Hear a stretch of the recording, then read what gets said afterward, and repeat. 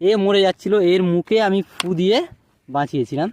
এই যে এইটাই মরে যাচ্ছিল, এর মুখে পাম্প করে আমি একে বাঁচাতে পেরেছি। আপনারা দেখতে পাচ্ছেন এই দেখুন কোবরার আসল রূপটা দেখুন। কে দেই ছেড়ে দেবো, এই তো বেটা যাও। ওরে বাপরে, একা একাই বেরিয়ে গেল। আচ্ছা, একটা কোবরা চলে গেল। আচ্ছা, এখানে আছে দুটো।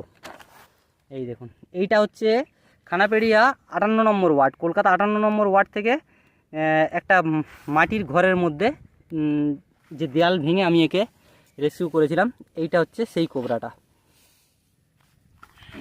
এই দেখতে পাচ্ছেন,